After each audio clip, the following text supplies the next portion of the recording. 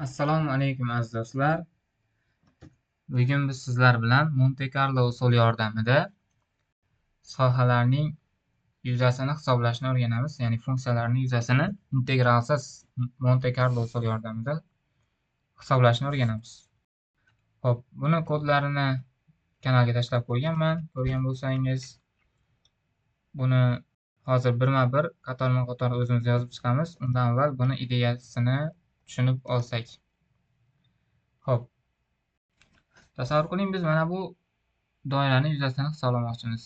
Uni chetki nuqtasini teng emas, bu aylana bo'ladi. Ya'ni aylanani ichidagi sohani hisoblamoqchimiz. Biz Monte Carlo usulida nima qilamiz? Mana shu hisoblamoqchi bo'lgan yuzamizni to'liq qoplaydigan to'g'ri to'rtburchak yoki kvadratni o'tkazib olamiz. Hozir bu yerda aylana bo'lgani uchun kvadrat tanlangan. Keling, mana kvadrat tanlab oldik va u aylanani to'liq yopdi. Endi biz nima qilamiz? Endi buni yuzasini hisoblash uchun biz tasodiflardan foydalanamiz va nima qilamiz? Nuqtalar qo'yib chiqamiz. Masalan, tasodifiy ixtiyoriy nuqtalar qo'yib chiqamiz. 1 ta, 2 ta, 3 ta, 4 ta, 5 ta va bu nuqtalar soni qanchalik ko'p bo'lsa, bizga shuncha yaxshi. Va bu nuqtalar tasodifiy bo'lgani uchun mana kvadratning ichiga nuqtalar qo'yib chiqamiz. Bu nuqtalar tasodifiy bo'lgani uchun aylananing ichiga tushishi ham mumkin, tashqarisiga tushishi ham mumkin. Endi keling, mana shu hammasi bo'lib kvadratning ichiga n ta nuqta tushgan bo'lsin. N ta nuqta tushgan bo'lsin kvadratning ichiga hammasi bo'lib va aylananing ichiga bu tasodifiy nuqtalarni aylananing ichiga kichkina n ta nuqtalar tushgan bo'lsin. Umumiysi n, aylananing ichiga tushib qolganlari esa n ta. Va mana bu tasodif bo'lgani uchun mana bu n qanchalik katta bo'lsa, mana bu nuqtalarning zichligi ham deyarli hamma joyda bir xil bo'ladi va bir xilda bo'lsa, biz uni proporsiya yordamida buni yuzasini hisoblashimiz mumkin bo'ladi. Qanday qilib?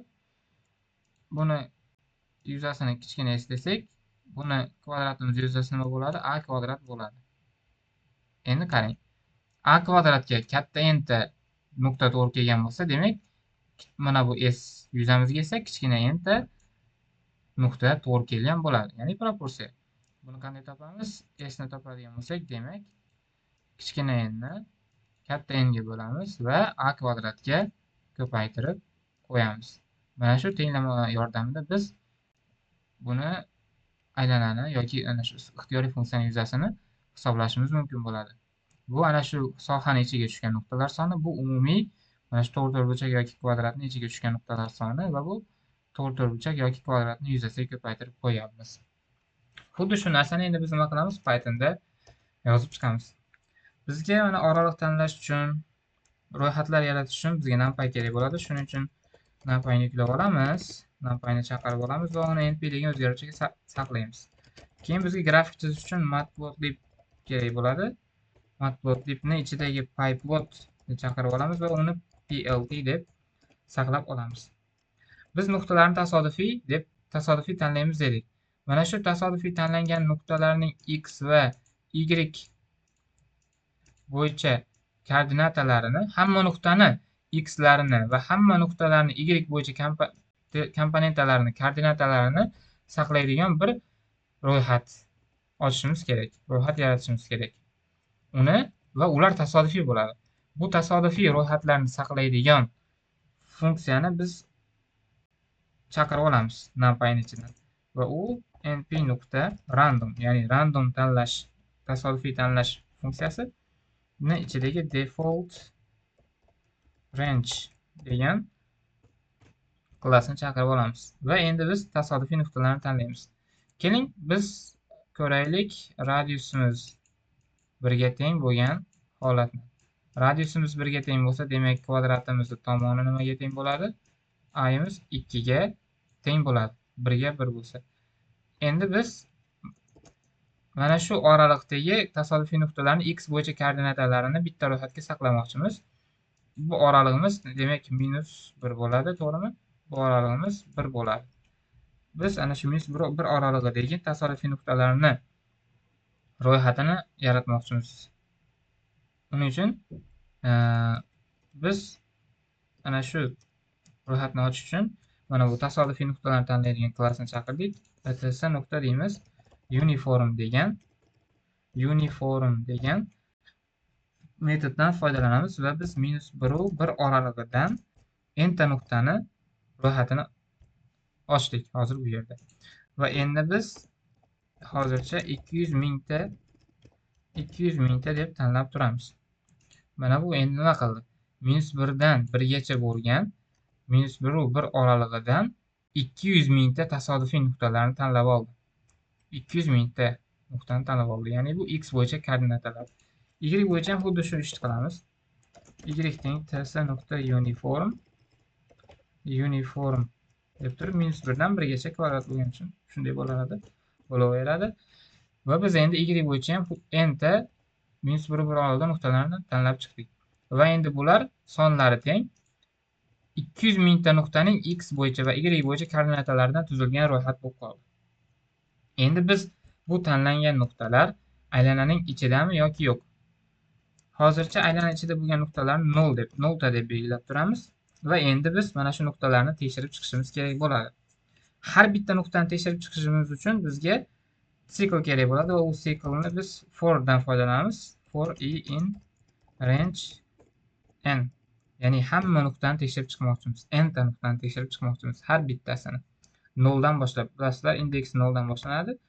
Bu yerda ham 0 dan boshlanadi. X ni ichidagi bu yerda massiv bor. Massivda ichidagi elementlarga masalan bizga birinchi elementi kerak bo'lsa, masalan bizga bu yerda massivimiz bor. Bu yerda 1, 2, masalan 5 bo'lishi mumkin, 3 bo'lsa, biz uni birinchi elementiga murojaat qilmoqchi bo'lsak 0 deb yozamiz. Mana 1 chiqdi.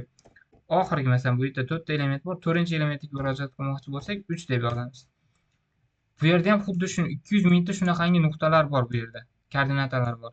Va biz uni har bittasini chaqirib chiqmoqchi bo'lsak, demak biz buni nima qilamiz? Shart kiritamiz. Agar deymiz x ni eng elementini kvadrati plus, ya'ni biz aylana tenglamasini yozyapmiz bu yerga. Y ning kvadrati kichkina yoki teng 1 bo'lsa deymiz. Demak, bu nuqtamiz aylananing ichiga tushgan bo'ladi. Ya'ni radiusi 1 ga teng bo'lgan aylananing ichiga tushgan bo'ladi. Va demak, ichiga tushgan bo'lsa nima bo'ladi? Demak, ichiga tushgan nuqtalar soni bittaga ko'p bo'ladi. Endi mana bu yozgan narsam n teng n plus 1 bilan ekvivalent hisoblanadi. Ya'ni n ni avvalgi qiymatiga 1 ni qo'shib, yangi n degan o'zgaruvchiga saqlab qo'y degan. Va biz endi yuzani hisoblamoqchi bo'lsak, kvadratning yuzasi bizda 4 edi. Proporsiya qiladigan bo'lsak, s teng bo'ladi. Nima bo'ladi? N taqsim katta n ko'paytirilgan a bo'ladi. Biz print s qilib yuzani qiymatini chiqarib qo'yishimiz mumkin. Bu biz hisoblagan taqribiy qiymat. Haqiqiy qiymati bo'lsa pi ko'paytirilgan r kvadratidir. Radiusimiz 1 edi. Shuning uchun pi ko'paytirilgan 1 bo'lib, pi ni o'zi qoladi. Hisoblattirsak mana aylananing o'zi aslida yuzasi 3.4 edi. Bizni taqribiy hisoblaganimiz bo'lsa 3.15 bo'lib chiqyapti. Endi biz buni mana bunaqa qilib vizual ko'rinishda tasvirlash uchun uni grafikini chizishimiz kerak bo'ladi. Buning uchun nima qilamiz? Bu yerda grafikni chizadigan kodlarni yozishni boshlaymiz. Blt.feature grafikni ochib olamiz, yaratib olamiz va uni o'lchamlari 8 ga 8 bo'lsin va uni tiniqligi 300 bo'lsin.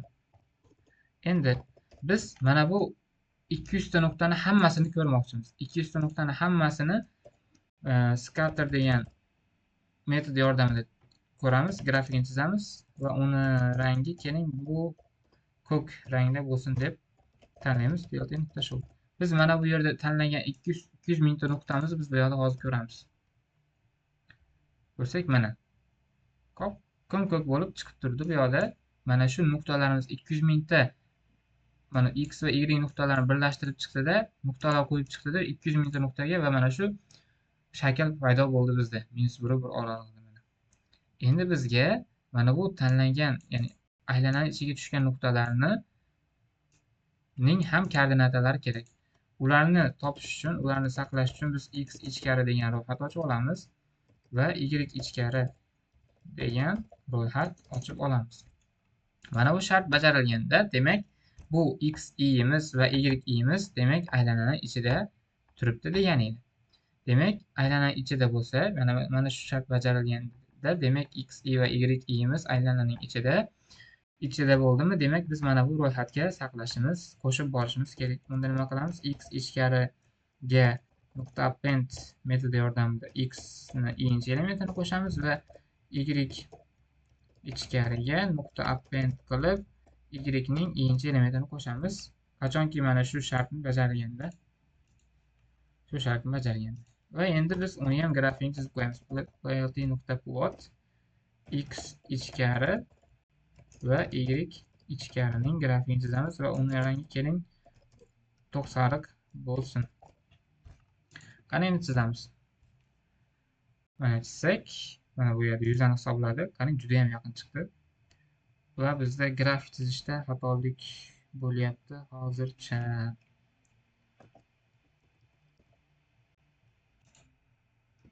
Xo'p, xatolikni aniqladik.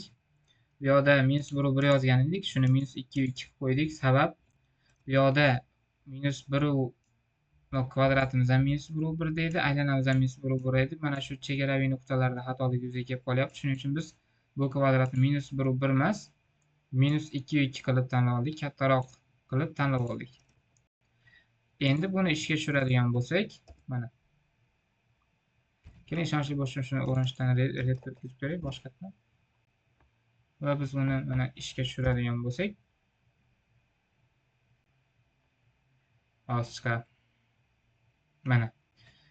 Mana bu tashqaridagi mana hamma nuqtalarni orqasida ko'k, mana bu ichkaridagi tushgan nuqtalarni biz mana saqlab uni ham grafikini chizgandik. Mana aylana chiqyapti. Sal chekkalarda mana bunaqa g'alati narsalar bor. Bu nuqta bo'lgani hisobiga.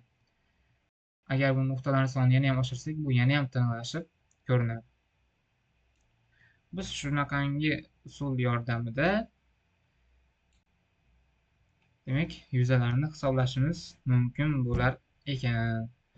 Bu yerdagi qolgan yuzalarni ham bor. Masalan, bu ko'rinishdagi bularni mana shu xudo xolasa agar tushungan bo'lsangiz, bu yerdagi shartlarga qarab, nimaga bu shartlar qo'yilganini tushunib, o'zingiz ham qila olasiz. Men bularni hozir yana bularni ham shartlarini o'zgartirib tushuntirib chiqaman desam, vaqt ko'p ketib qoladi. Buni kodlarni agar hozirgi buni ideyasini mana bu kodlarga tushungan bo'lsangiz, bu yerdagi mana bu shartni o'ziga qarasangiz bo'ldi. Biz qolgan bu shaklni o'zgartirishimiz uchun mana shu shartni o'zgartirib qo'ysak bo'ldi. Chunki nuqtalarni ana shu oraliqqa tushmasligini biz mana shu yerda tekshiryapmiz va shu shartni o'zgartirib qo'ysak bo'ldi.